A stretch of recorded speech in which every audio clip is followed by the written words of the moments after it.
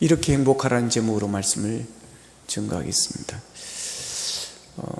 앞으로는 이제 전도 총동원 주일을, 어린이 주일에는 아이들을 다 데려오라고 하고, 어버이 주일에는 부모님을 다 모시고 오라고 그러고, 이런 또 가정 주일, 부부 주일에는 남편과 안 믿는 아내를 다 데려오는 이런 총동원 주일을 해야 될 것 같아요. 자, 요즘 주말 드라마 중에 가화만사성이라는 게 있습니다. 별로 재미는 없는 것 같더라고 보니까. 자, 가화만사성. 중학교 들어가서 한문 시간에 배웠던, 잊혀지지 않는 그런 수거이기도 합니다. 가정이 화목하면 만사가 다 이루어진다라고 하는 것입니다. 그만큼 가정이 중요하다는 것입니다. 하나님께서도 제일 먼저 이루신 것이 기관이 가정입니다. 그러니까 가정이 모든 것의 젖줄이 되어지고 기초가 되어지고 모든 것의 중심이 되어지는 것입니다. 그러니까 가화만사성, 이 말을 이제 뒤집어 보면 그렇습니다. 집안이 화목하지 않으면 이루어지는 게 없다라고 하는 것입니다. 집안이 안 되면, 집안이 이게 행복하지 않으면 아무리 나가서 성공하고 출세해도 잘 나가도 행복하지를 않다라고 하는 것입니다. 자, 여러분의 가정이 건강한 가정 되기를 바랍니다. 행복한 가정 되고 화목한 가정 되기를 축복합니다. 그래서 가화만사성의 복이 있기를 바랍니다. 근데 가정에서 가장 중요한 것은 부부입니다. 부부가 행복해야 됩니다. 부부가 잘 살아야 됩니다. 부부가 사이가 좋아야 됩니다. 그동안 부부 사이 안 좋은 사람 오늘 통해서 좋아지기를 축복합니다. 부부 사이가 나쁘면 자식들도 불행해집니다. 그래서 자식들을 위해서라도 여러분 부부 사이가 좋아져야 됩니다. 부부가 사이가 안 좋으면 자연히 시댁과의 관계도 안 좋아지게 마련인 것입니다. 그러나 부부 사이가 좋으면 시댁과의 관계도 좋아집니다. 연로하신 부모님께 또 며느리가 잘하게 되어집니다. 자, 부부는 가정의 핵심이요 기초입니다. 온 가정의 행복은 부부에게 달려 있습니다. 요즘 우리 사회의 심각한 문제 중에 하나가 가정해체라는 말입니다. 가정해체. 가정이 파산되어지고 가정의 이혼율이 많아지고 있다고 하는 것입니다. 세 가정이 결혼하면 한 가정이 이혼할 정도로 지금 이런 상황이 있습니다. 그래서 어떤 작가는 행복한 가정 부부 생활을 하기가 얼마나 힘든지 부부에 대해서 이렇게 묘사한 글이 있습니다. 20대는 행복의 꿈에 부풀어 신이 나서 살고, 30대는 서로에게 실망을 느끼고 환멸을 참으며 살고, 40대는 모든 것을 포기하고 마지 못해서 살고, 50대는 서로 없어서 안 되니까 의지하는 마음으로 살고, 60대는 서로 안 됐다 생각이 들어서 불쌍해서 살고, 70대는 그래도 지금까지 참고 살아준 그것만 해도 고마워서 산다라고 합니다. 여러분, 이래서 되겠습니까, 여러분? 이것은 크리스찬 부분도 예외는 아닌 것 같습니다. 겉으로는 행복해 보일지 모르지만 불행의 아픔을 안고 살아가는 그런 가정들이, 성도의 가정들이 참 많이 있습니다. 어떤 가정 세미나에서, 교회에서 가정 세미나를 했는데 설문조사를 했습니다. 다시 태어나도 지금의 남편과 지금의 아내와 다시 태어나도 결혼하겠습니까? 라고 물었습니다. 답이 여러 가지가 나왔습니다. 근데 이런 답이 있었습니다. 골피 있나? 여러분, 정말 사람이 살아도 짧은 인생입니다. 근데 지금까지, 언제까지 여러분 그 불행을 안고 우리가 살아가야 되겠습니까? 한때 유행했던 말이 있습니다. 있을 때 잘해. 드라마의 제목이기도 했습니다. 따라합시다. 있을 때 잘합시다. 2013년도에 그 남격이라는 프로가 있었습니다. 이경규 씨가 이게 진행했던 프로인데, 거기에서 합창단을 모집했죠. 합창단을 이제 전국적으로 이렇게 다 모집을 해서 신청한 사람들이 이제 먼저 오디션을 봤습니다. 이제 오디션을 이렇게 보면서 자기가 부를 노래를 들고 오면 그 노래에 대한 사연을 먼저 이제 듣고 이제 노래를 부르는 그런 일이었습니다. 우리가 그때 많이 봤는데, 사연이 여러 가지가 있습니다. 그러니까 그걸 듣고 그 노래를 들으면 더 이게 감동이 됩니다. 그에 대한 의미들이 살아나고 그랬습니다. 그 중에 잊혀지지 않는 한 분이 있습니다. 70대 할아버지신데 이분이 부른 노래는 고향 생각입니다. 이분이 이 노래를 부르게 된 사연은 2년 전에 할머니가 세상을 떠났다는 것입니다. 그 할머니를 생각하면서 이 노래를 부른다는 겁니다. 해는 져서 어두운데 찾아오는 사람 없어 밝은 달만 쳐다보니 외롭기 한이 없다.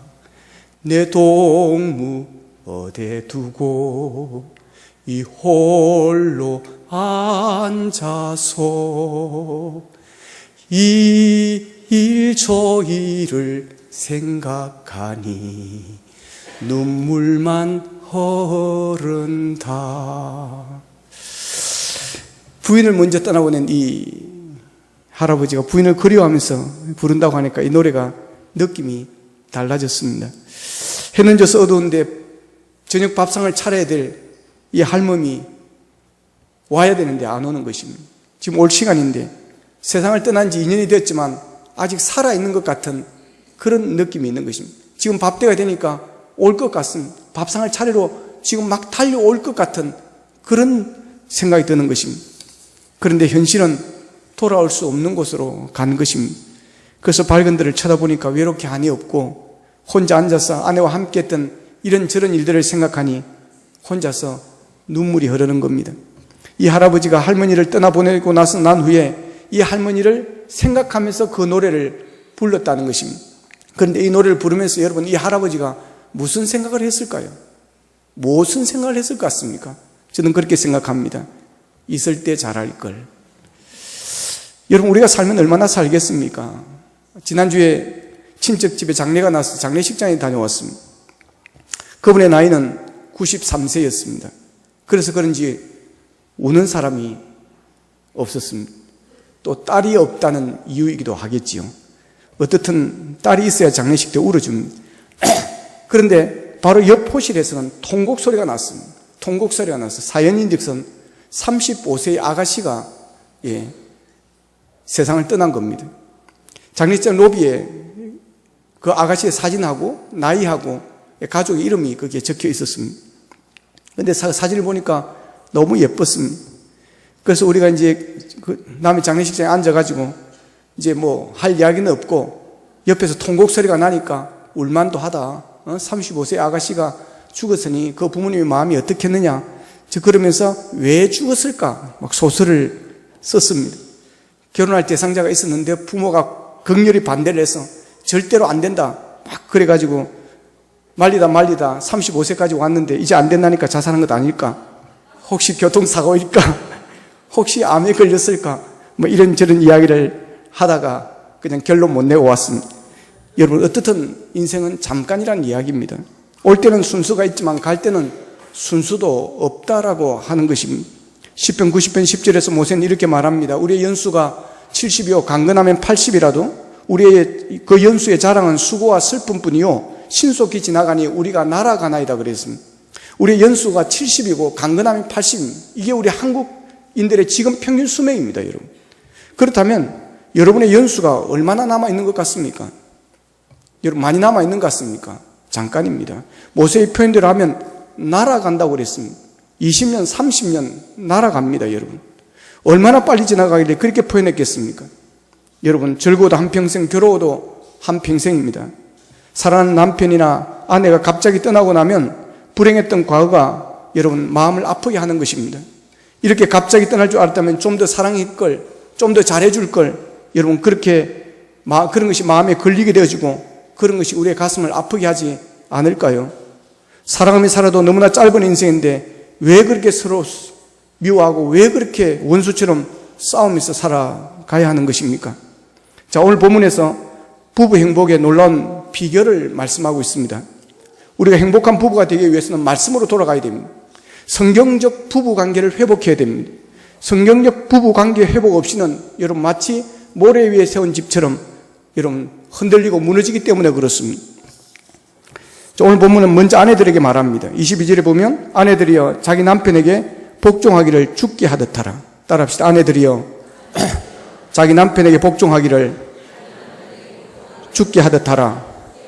아멘. 자, 박미선 씨 혼자 따라하세요. 자, 그 다음 25절입니다. 예, 이어서 남편들에게 이야기합니다. 남편들아 아내 사랑하기를 그리스도께서 교회를 사랑하시고 그 교회를 위하여 자신을 주신같이 하라 그러십니다. 보십시오. 하나님은 한쪽만 말하지 않습니다. 아내들 복종해라 그러지 않습니다. 남편들에게도 말씀합니다. 왜 그렇습니까? 서로 사랑해야 된다는 것입니다. 사랑은 서로 사랑해야 되는 것입니다. 일병적으로 한쪽만 잘해가지고 되는 게 아닌 것입니다. 서로 잘해야 되는 겁니다. 따라합시다. 서로 잘합시다. 예, 서로 잘해야 되는 겁니다. 이게 아주 중요합니다. 고부 간의 관계도 마찬가지입니다. 이게 뭐 한쪽에서 이러면 되지, 이렇게 잘하면 되지. 여러분 그렇지 않습니다. 우리는 뭐 이렇다 문제가 있다 막 관계 안 좋다 이러면 며느리가 죽어야지, 며느리가 잘해줘야지. 여러분 며느리가 잘하고 안 잘해서 그런 게 아닙니다. 개떡 같은 며느리면 아무리 잘해줘도 이게 소용이 없습니다. 이 서로가 잘해야 되는 것입니다. 할렐루야. 이 모든 게 그렇습니다. 그러나 여러분 우리나라 부부의 최대 약점은 아내는 남편에게 복종이 안 되고 남편 아내에게 사랑이 안 된다라고 하는 것입니다. 심지어 왜 복종을 안 하느냐 질문에 자기가 복종받을 짓을 해야 복종하죠. 막 그렇게 말하는 아내들도 있습니다. 그런데 여기 나오는 복종하라는 단어는 헬라어 원어 성경의 히포타세스데 이랬습니다. 이게 무슨 말인가 하면 우리가 유교 문화 속에 자라나면서 강요받아왔던 맹목적이고 굴욕적인 복종을 의미하는 게 아닙니다. 그것은 남편을 사랑하기 때문에 기쁘게 섬기며 기쁘게 사랑하는 그런 섬김, 복종을 이야기하는 것입니다. 사랑해서 좋았어. 그러면 우리가 왜 남편에게 복종이 안 되고 아내에게 사랑이 안 갑니까? 오늘 보면 바로 앞에 18절에 보면 이런 말씀이 있습니다. 술 취하지 말라. 이는 방탕한 것이니 오직 성령으로 충만함을 받으라. 할렐루야. 오늘은 여러분 성령 강림 주일입니다. 따라합시다. 술 취하지 말라. 이는 방탕한 것이니 오직 성령으로 충만함을 받으라. 술 끊으라 이 말입니다. 지금 여기 보면 세 사람 또 술 하시는데 지금 끊으시기를 바랍니다. 여러분 이 말씀은 믿음으로 사는 성도는 술림으로 사랑하는 것이 아니라 성령의 힘으로 그리스도의 사랑의 힘으로 여러분 사랑해야 한다라고 하는 것입니다. 여러분 예수 안 믿는 사람은 술림으로 삽니다. 술의 힘이 큽니다. 술이 주는 기쁨이 큽니다. 여러분 안 취해와서 모르죠. 여러분 술 취하면요 진짜 기분 좋습니다. 그렇다 하더라고요. 하여튼 그래서 술이 들어가면요 노래가 나오고 춤이 나오는 것입니다. 여러분 춤추는 곳에 술 없어 보시고 춤 안 됩니다. 나이트 클럽 하여튼 그런 거 있잖아요. 술 없어 보세요. 여러분 재미없습니다. 노래방 여러분 술 안 파면 그 재미없습니다. 술이 들어가고 노래가 있고 술이 있으니 그러니까 술이 들어가면 기분이 좋은 겁니다. 술이 들어가면 용기가 생깁니다. 여러분 평소 때는 조용하다가 술 들어가 보십시오. 말이 얼마나 많아지는지 모릅니다. 속에 있었던 이야기, 그동안 참았던 이야기 다 풀어냅니다. 연인들의 사랑 고백할 때도 그렇고 청혼을 할 때도 여러분 드라마 보십시오. 꼭 한잔하고 가서 찾아가는 것입니다. 그래서 술의 힘을 빌려서 사랑을 고백합니다. 그러나 그런 사랑 믿을 수가 없습니다.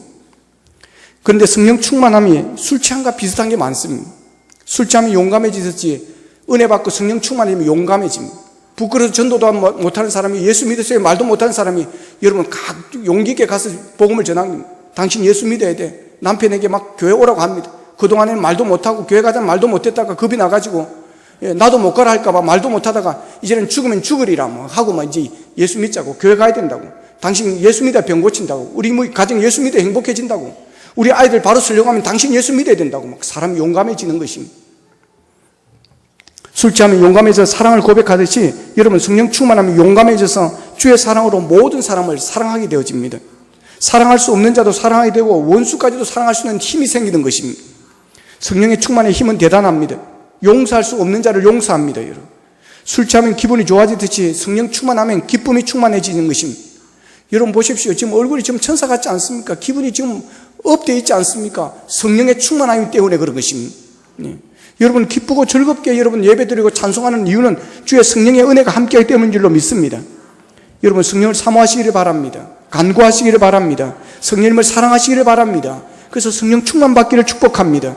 성령 충만 받으면 신앙생활 하는 것이 재밌습니다. 신납니다. 여러분 교회 다니는 것이 행복하고 교회 가는 시간이 기다려지는 것입니다. 항상 기쁨으로 충만해지는 것입니다. 그래서 예배 시간이 기다려지고 찬송되는 것이 기쁘고 즐겁습니다. 주를 위해서 사는 것이 즐겁고 행복해지는 것입니다. 그래서 신앙생활은 성령의 힘으로 하는 것입니다. 성령 충만은 성령님이 나를 다스리는 것을 의미하는 것입니다. 성령님이 나의 주인이 되어지는 것입니다. 신앙생활은 그래서 성령의 힘으로 하는 겁니다. 성령 축복받지 않으면 신앙생활이 고단합니다. 힘듭니다. 교회 가는 것이 힘들고 일어나는 것이 힘듭니다. 많은 유혹이 있습니다. 자꾸 회의가 들고 의심이 드는 것입니다. 헌신하는 주를 위해서 드리는 것이 아깝습니다. 드리지를 못합니다. 그래서 11조 못합니다. 여러분. 믿음의 성장이 안 됩니다. 열심히 생기지를 않습니다. 교회에 대해서 자꾸 불만이 생기게 되어지는 것입니다. 교회에 대한 문제들이 자꾸 보이기 시작하는 것입니다. 예수 믿는 사람들이 다 위선적으로 보이는 것입니다. 이중적인 사람으로 보이는 것입니다. 성도들이 형편없어 보입니다. 자꾸 단점이 보이는 것입니다. 그래서 자꾸 사람들을 미워하게 되는 것입니다. 교회 안에서 자꾸 미운 사람들이 많아지는 것입니다. 그러다 보면 신앙생활 실패합니다. 여러분. 그러나 성령 충만하면 모든 게 다 좋습니다. 모든 사람들이 사랑스럽습니다. 항상 그래서 기뻐하게 되어지는 것입니다. 그래서 오늘 성령 충만 받아야 됩니다. 부부가 서로 사랑하지 못하고 복종하지 못하는 것은 근본적으로 성령 충만함이 없기 때문에 그렇습니다. 성령 충만이 없으니까 자아가 살아있는 것입니다. 자존심이 너무 강한 것입니다. 자존심이 강하니까 앉으려고 하는 것입니다. 죽어도 앉으려고 하는 것입니다. 말 한마디에 절대 앉으려고 하는 것입니다. 그래서 남편의 이기심과 아내의 자존심 싸움은 끝이 없는 것입니다. 그래서 흔히 예수 믿는 가정에 이런 부부 싸움이 일어난다고 합니다. 남편이 큰 소리를 치면서 원 세상에 당신처럼 신경질지고 재미없는 그런 여자가 어디 있어? 나나되니까 참고 사는 거지. 그러면 아내도 그럼 당신같이 자기 주장만 옳다고 하는 그런 고집 센 남자, 이런 멋대가리 없는 남자 세상에 드물지요. 나니까 죽어 살지. 그러자 남편이 성경을 인용하면서 소리를 칩니다. 성경은 아내는 남편에게 복종하기를 죽게 하듯 하라고 했는데 당신은 도대체 교회를 다니면서 뭘 배웠어? 그럼 그때 아내는 지지 않습니다. 아니 그러면 당신 성경책을 그 다음엔 찢었어요? 그 다음에 남편은 사랑하기를 그리스도께서 교회를 사랑하신가 차라고 안 했어요? 보십시오. 싸움 같지 않은 싸움 가지고 여러분 싸우는 겁니다. 자존심 싸움입니다. 이처럼 자존심으로 인해서 부부간의 복종과 사랑의 싸움은 일생토록 끝이 없는 불행의 연속입니다. 그러나 우리가 분명히 기억할 것은 성경 어느 곳에서도 남편이 아내에게 복종을 강요하라거나 아내가 남편에게 사랑을 요구하라고 가르친 적은 한 번도 없습니다. 아내는 남편에게 죽게 복종하면 되는 것이고 남편은 아내를 그리스도께서 교회를 사랑하시듯이 사랑하면 되는 것입니다. 그래야 할 때 우리의 변화된 삶을 통해서 상대방이 변화되어지는 일들이 일어나게 될 줄로 믿습니다. 왜 하나님께서 저런 사람을 나에게 허락하셨는가 하고 불평하고 원망하기보다는 그래서 하나님께서 나에게 저 사람을 인도해 주셨구나 하고 하나님의 뜻을 이해하고 하나님께서 나를 변화시키기 위해서 상대방을 들어 사용하신 사실에 감사의 기도를 드리게 될 것입니다. 성령 충만해지면 이런 일들이 일어나게 됩니다, 여러분. 그래서 좋은 점만 보이게 되어지고 그냥 좋은 것입니다. 그냥 사랑, 조건이 있어서 좋은 게 아닙니다. 그냥 좋은 것입니다. 그냥 사랑스러운 것입니다. 그래서 행복한 것입니다. 여러분, 이 세상에 그런 성령 충만을 보면 이 세상에 자기 남편보다 더 멋진 남자가 안 보이는 것입니다. 이 세상에 자기 아내보다 더 예쁜 여자가 안 보이는 것입니다. 여러분이 그렇게 되기를 축복합니다. 그러면 여러분 어떻게 행복하지 않을 수가 있겠습니까? 그리고 성령 충만해지면 겸손해집니다. 자신의 부족함을 보게 됩니다. 자신의 죄를 보게 되어지는 것입니다. 자신의 허물을 보게 되어지는 것입니다. 그래서 성령 받기 전에는 내가 무슨 죄를 많이 있었다고 내가 무슨 죄인이냐고 하지만 성령 충만을 받고 은혜를 받고 나면 주여 내가 이렇게 한 죄인입니다. 영원히 형벌 받고 영원히 멸망할 수밖에 없는 이 죄인입니다. 이런 죄인을 주님 긍휼히 여겨 주시고 용서해 주시고 구원해 주시니 감사합니다. 하나님 내가 죄인입니다. 그런 고백이 그냥 자연스럽게 나오는 것입니다. 여러분 상대를 바꾸려고 하지 마십시오. 내가 문제라고 생각하고 내가 바뀌려고 해야 됩니다. 내가 문제라고 생각하고 내가 바뀌면 됩니다. 근데 성령 충만이 없으면 잘난 체합니다. 자기가 가장 잘난 줄로 생각하는 것입니다. 그러다 보니까 남편을 무시하고 아내를 무시하게 되어지고 자꾸 잔소리가 많아집니다. 불평이 많아집니다. 여러분 부부간에 잔소리 하지 마시기를 바랍니다. 따라합시다. 잔소리 하지 맙시다. 예, 여러분 너무 잔소리 하지 마십시오. 저도 아내에게 잔소리를 많이 들었고 저도 아내에게 잔소리를 많이 해봤습니다. 그러나 그 결과는 좋은 적이 한 번도 없었습니다. 잔소리 잘못했다가 삐진 적이 훨씬 더 많고 잔소리 했다가 싸운 일이 더 많습니다. 오늘 아침에도 그런 일이 있었습니다. 상추를 싸먹는데 이야기해야 되나 말아야 되나요? 상이 이렇게 있어요. 상추를 이렇게 싸먹는데 물이 이렇게 자꾸 상에다 이게 드는 거예요. 옆에다 이렇게 물이 그러니까 자꾸 틀 때마다 이렇게 물이 고이는 거죠. 그래서 제가 상추를 그거 따뜻하고 이렇게 털지 말고 씻을 때 아예 세게 털어라. 그래가지고 싸먹을 때는 이 상에다 밖에 털든지 그냥 싸먹어야지. 밥 먹으면서 자꾸 여기다 틸틸 털면 이 물이 다 튀게 되고 하는데 씻을 때 세게 털어버려라. 그랬더니 하는 이야기가 당신은 시어머니 닮아가지고 잔소리가 많아 이라는 거예요. 우리 어머니는 밥 먹을 때 막 이렇고 아들 보고 이리 샀고 당신 딱 엄마 닮았다고. 그래 참 어떻게 했지 모르겠는 거 이럴 때. 그래 안 하는데 오늘 아침에 우리 어머니 이야기 잘 안 하거든요. 그래서 제가 그랬죠. 주위 어떻게 하오리까. 그래서 제가 그랬습니다. 당신은 우리 장모님의 장점만 받아서 진짜 당신은 좋은 성품이고, 우리 처제는 어머니를 안 닮아서 생긴 것도 아버지 쪽으로 닮아서 별로 안 이쁘고, 당신은 어머니를 닮아서 이쁜 어머니를 장모님을 닮아가지고 얼굴도 예쁘고 성품도 좋은 품만 닮아가지고 참 성품이 좋고, 그래서 내가 복이 많은 사람이다. 그리고 우리 어머니가 그런 며느리를 만났으니 우리 어머니가 늘 그래 복이 많다고 하는 이유가 거기 있다. 싹 끝났습니다. 어떻든 여러분 잔소리 해가지고 되는 일이 별로 없습니다. 깨달은 게 있습니다. 잔소리가 사람을 바꾸지 못한다고 하는 것입니다. 여러분 남편을 향해서 큰 소리죠. 잔소리도 남편 평생 안 변합니다. 여러분 큰 소리고 잔소리 하다 보면 평생 그 말 계속 반복하다 죽을 때까지 하다 죽습니다. 여러분 뜯어 고치려고 생각하지 마십시오. 안 고쳐줍니다. 잔소리도 일종의 불평입니다. 여러분 잔소리는 일종의 불만이 많다라고 하는 것입니다. 남편에 대해서 불평과 불만이 많다는 것은 사랑이 식었다는 것입니다. 사랑이 없기 때문에 불평이 많고 불만이 있는 것입니다. 그러니까 잔소리 하지 말려고 하시고 그냥 사랑하시기를 바랍니다. 오늘 아침에 저도 결정적인 실수를 했습니다. 여러분 어쨌든 사랑하면 잔소리가 줄게 되어 있습니다. 없어집니다. 사랑하는데 잔소리할 게 뭐가 있겠습니까? 그냥 생긴 대로 여러분 그렇게 살도록 놔두십시오. 사랑하면 이기려고 하지 않습니다. 여러분 사랑하면 내가 져주는 겁니다. 사랑은 희생입니다. 희생은 내가 손해보는 것입니다. 희생은 내가 지는 것입니다. 남성계 회원들이 모여가지고 모두들 남자에 과시한다고 아내가 자기 앞에 꼼짝도 못한다고 막 자랑을 합니다. 내 아내는 내가 목마르다 그러면 자다가도 일어나서 물 떠다 준다 그러고, 우리 집사람은 내가 먹고 싶은 것을 말만 하면 바로 갖다 대령한다 그러고, 우리 식구들 내가 큰 소리 한번 치면 다들 막 고양 앞에 지처럼 꼼짝도 못한다 그러고.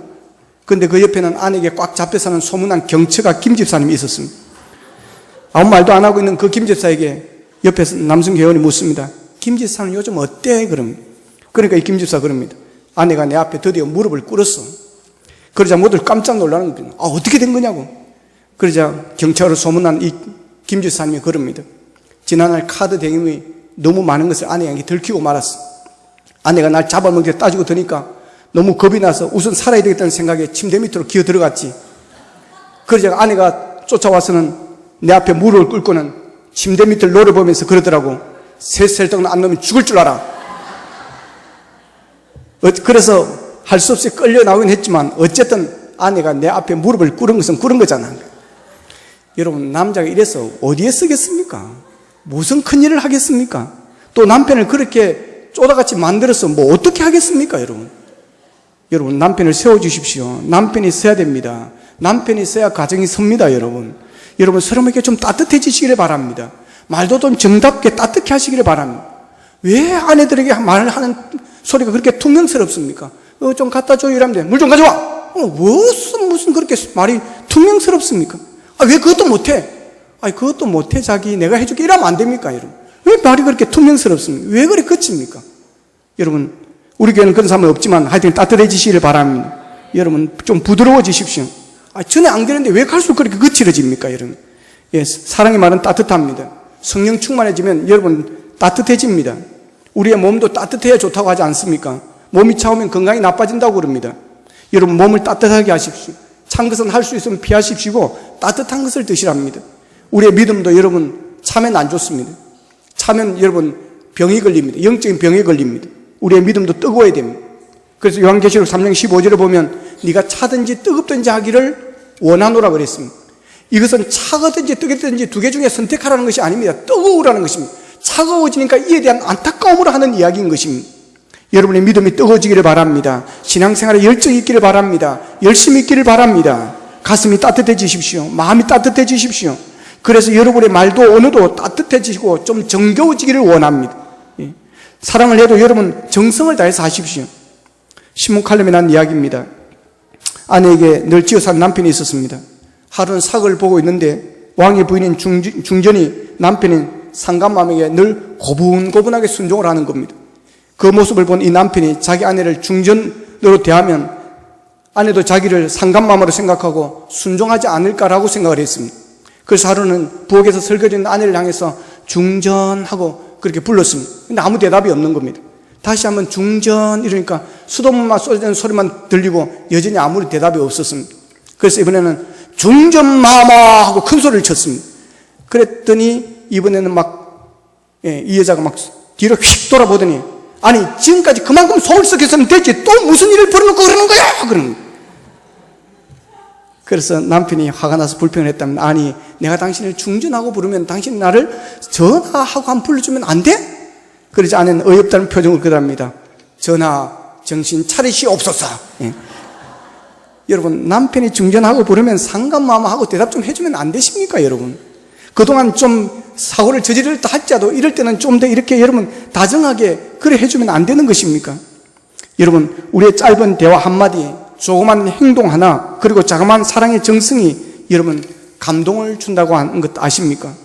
부부의 날 문자를 보내면 좋은 글들 중에 이런 글들이 있었습니다. 첫 번째, 당신은 내 사람이고 내 운명이고 내 전부를 다 주어도 아깝지 않은 유일한 사랑입니다. 사랑합니다. 두 번째, 따스함이 가득 담긴 당신의 음성, 삶이 무거워 힘겨워할 때 따스한 눈빛으로 바라보며 아름다운 말로서 용기를 주는 당신이 있어 나는 정말 행복한 사람입니다. 세 번째, 기쁠 때 진심으로 기뻐해 주는 그대가 있어 나는 행복합니다. 서로를 아끼고 존중하며 오래도록 그대와 함께하고 싶습니다. 그대가 있어 나는 정말 행복합니다. 고맙습니다. 네 번째, 어제도 당신을 사랑했습니다. 오늘도 당신을 사랑합니다. 내일도 더 많이 당신을 사랑할 겁니다. 영원히 당신만을 사랑하겠습니다. 여러분 닭살이 돋더라도 이런 말 좀 하시기를 바랍니다. 행복은 결코 물질이 많고 적음에 있는 것이 아닙니다. 사랑의 정성이 있느냐 없느냐의 문제입니다. 서로에게 대한 사랑의 정성이 있으면 가난한 나라도 행복하게 되어지는 것입니다. 보건복지사나 중앙건강지원센터가 2005년 처음으로 공식 제정한 가정의 날 5월 15일을 기념하기 위해서 제1회 가족이야기 공모전을 실시했습니다. 한 일간지의 공모전에 후보작이 실려 있었습니다. 전신 류마티스 관절염이라는 제목의 감동적인 글이었는데 23년째 1급 지체 장애인의 삶을 살아가는 48세 된 한 여인의 아내의 이야기입니다. 그녀는 결혼한 지 4년째 된 해에 둘째 아이를 낳고 갑자기 병을 얻었습니다. 대소변까지 다른 사람이 다 받아주어야 할 정도로 여러분 중병에 걸리고 말았습니다. 그런 말을 갖댄 첫 아이와 갓난 아이를 시어머니가 맡아 했고 그는 합병증으로 인해서 요양소로 들어가야 했습니다. 그런데 요양소에 있는 기간이 길어지자 이를 보다 못한 친정 아버지가 딸에게 그럽니다. 딸아 미련을 버려라. 산 사람이라도 살아야 하지 않겠느냐. 그러면서 딸에게 안락사를 권할 정도였습니다. 아내는 남편에게 수차례 이혼을 권합니다. 그러나 부부는 그렇게 쉽게 헤어지는 것이 아니야 그러면서 거절을 하고 아내를 고쳐보려고 전국 곳곳에 병원과 요양소를 찾아다녔습니다. 시어머니도 아이를 직접 키우고 싶다는 욕심이 있다면 건강회복과 삶에 대한 욕심을 가지라고 용기를 북돋워 주었습니다. 그녀는 그동안 수많은 수술을 할 때마다 생명의 위험을 감수한다는 동의서를 쓰며 남편이 마음 아파할 때마다 제 가슴도 너무 아팠다라고 회고했습니다. 이제는 간단한 집안일을 할 수 있을 정도로 몸이 많이 나아진 그녀는 그때는 정말 죽고 싶은 때가 한두 번이 아니었지만 남편의 변함없는 인내와 사랑에 감격스러워 혼자 눈물을 흘리지 않을 수 없었습니다. 이제껏 가족들에게 받은 사랑을 갚기에는 남은 시간도 모자랍니다. 이제는 가족들에게 밥을 퍼주는 순간에도 행복을 느끼며 하루하루를 감사하며 살아가고 있습니다라고 고백했습니다. 여러분 얼마나 감동적입니까? 이게 사랑의 힘입니다. 이게 사랑의 능력입니다. 이게 사랑의 축복입니다. 사랑이 병도 고칩니다. 사랑이 사람을 일으키는 것입니다. 이렇게 지체장애인이 되어서도 끝까지 서로 붙들어주며 행복하게 살아가는데 부부가 건강하고 부족함이 없이 살면서 무슨 어려움들 여러분 못 이겨내겠습니까? 여러분 돌이켜보면 남지 않은 우리 인생 가운데 우리가 사랑해야 될 아내가 있고 순종할 수 있는 남편이 있음을 진심으로 우리는 감사해야 됩니다. 여러분 부부가 행복해야 가정이 행복해집니다. 하나님의 말씀으로 여러분의 가정을 세우시기를 축복합니다. 여러분의 남은 생에 하나님의 말씀으로 회복하시기를 바랍니다. 말씀대로 여러분 해보십시오. 아내들이여 남편에게 복종하기를 죽게 하듯이 해보십시오. 남편들이 아내 사랑하기를 그리스도께서 교회를 사랑하시고 교회를 위하여 자신을 주심같이 여러분 사랑해 보시기를 바랍니다. 가정에 천국이 임할 것입니다. 가정이 따뜻해질 것입니다. 가정에 그리스도의 향기가 넘칠 것입니다. 내 힘으로 그런 사랑을 못할 수 있습니다. 그러나 성령 충만 받으면 할 수 있습니다. 여러분의 가정이 성령으로 충만해지기를 바랍니다. 성령으로 여러분 자신이 성령으로 충만해지기를 바랍니다. 그래서 여러분의 신앙이 뜨거워지십시오. 그리고 여러분의 가슴이 뜨거워지십시오. 여러분의 사랑이 뜨거워지십시오. 여러분의 가정이 그래서 다정스럽고 따뜻해지기를 원합니다. 그래서 서로의 좋은 점만 보게 되어지고 서로의 허물은 덮어주게 되어지고 서로를 존중하며 아끼며 사랑하는 그런 가정이 되기를 원합니다. 첫사랑을 회복하십시오. 서로에게 정성을 다하여 사랑하십시오.